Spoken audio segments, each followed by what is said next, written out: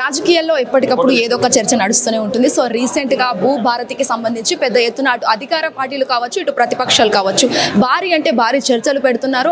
అటు నుంచి చూసుకున్నట్లయితే ప్రెస్ మీట్లు పెడుతున్నారు. సో దీనికి సంబంధించి మాట్లాడడానికి ప్రస్తుతం మనతో పాటు ఉన్నారు పైడి రాకేష్ రెడ్డి ఎమ్మెల్యే గారు ఉన్నారు. ఒక్కసారి మాట్లాడదాము. సార్ నమస్తే.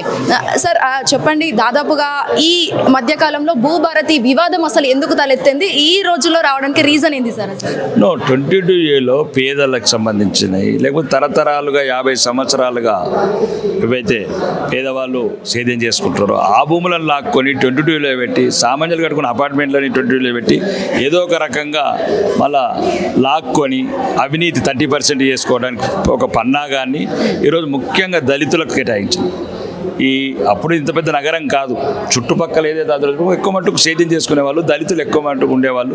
వాళ్ళకి ఏదైతే అప్పుడున్న ప్రభుత్వం, అప్పుడున్న నాయకులు కొద్దిగా పేదవాడు బతకాలి కాబట్టి, వాడికి నీళ్ళు ఇవ్వాలి కాబట్టి ఒక 60 గజాలు అట్లాంటివన్నీ ఇచ్చారు. అది ఈరోజు రేవంత్ రెడ్డి సర్కారు దాన్ని ఈ 22A అనే ఒక కుట్రను తెరలేపి దాంట్లో లాక్కోవడానికి ప్రయత్నం చేస్తున్నారు. దాన్ని మేము ప్రతిఘటించడానికి భారతీయ జనతా పార్టీ చెప్పినాం.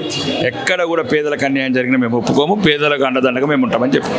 అంటే సార్ కొంతమంది అంటే మీకు సంబంధించి ప్రతిపక్షాలు కావచ్చు, వాటి ఏంటంటే CJP పార్టీ అంటే నరేంద్ర మోడీకి భయం అని చెప్పేసి కొంతవరకు సోషల్ మీడియాలో ట్రోలింగ్ చేస్తున్న పరిస్థితి. సో ఏమంటారు దీన్ని? మాకు 6600 పార్టీ అండి, ఇట్లాంటి ఇంకా 600 పార్టీలు వచ్చినా మాకేం కాదు. 6600 పార్టీ పట్టించుకోవట్లేదు, ఈ పార్టీ ఏం పట్టించుకుంటామండి.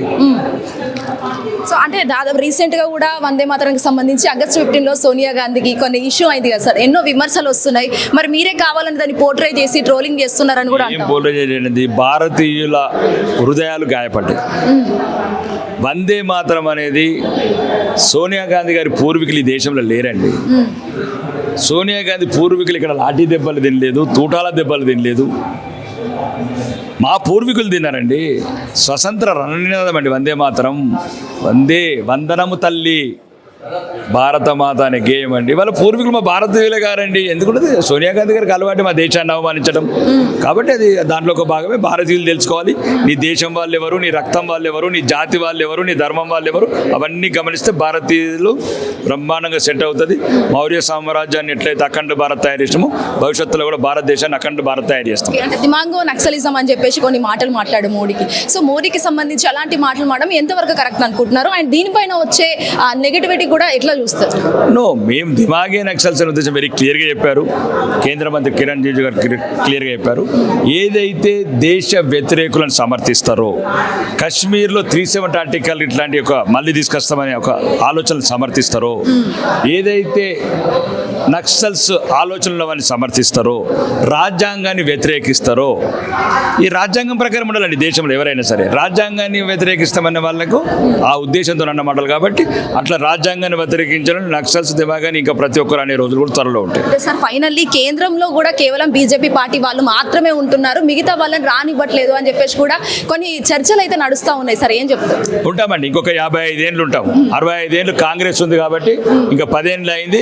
ఇక మొత్తం చెప్తున్నా మీ ద్వారా, ఇంకా 55 ఏళ్ళు భారతీయ జనతా పార్టీ ఉంటుంది. అప్పుడు 65 ఏళ్ళు అయినాక చూద్దాం అప్పుడు.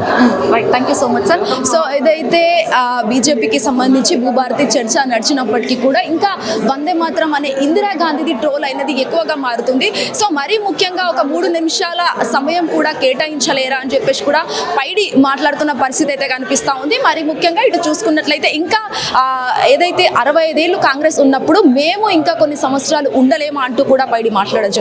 ప్రవీణ్ శ్వేతంగా hit TV BJP office. Hit TV app, ఇందులో short news, live news, entertainment shows, movies, digital magazines తో పాటు మీ జిల్లా వార్తలను కూడా ఫ్రీగా చూడొచ్చు. ఇంకెందుకు ఆలస్యం, వెంటనే హిట్ టీవీ యాప్ ని డౌన్లోడ్ చేసుకుని ఫ్రీగా ఎంటర్టైన్మెంట్ పొందండి. Hit TV app. Hit TV app. Please download hit TV app. Hit TV app ని ఫ్రీగా డౌన్లోడ్ చేసుకుని ఎంజాయ్ చేయండి. మీకు నచ్చిన ఎంటర్టైన్మెంట్ కోసం హిట్ టీవీ యాప్ ని ఫ్రీగా డౌన్లోడ్ చేసుకుని ఎంజాయ్ చేయండి. హిట్ టీవీ యాప్ ని డౌన్లోడ్ చేసుకుని ఆస్వాదించండి, ఆశీర్వదించండి. ఇంతమంది సెలబ్రిటీలు హిట్ టీవీ యాప్ ని డౌన్లోడ్ చేసుకోండి అని చెప్తున్నారంటే ఎంత మంచి యాప్ ఆలోచించండి. అమెరికా అమెరికాలో చదవాలనుకునే వాళ్ళకి విశ్వసనీయమైన పేరు మన శౌర్య కన్సల్టెన్సీ. UK లో 1 year masters, 2 years work permit up to 5 years visa. Contact Shaurya Consultancy. Contact 89851 89851.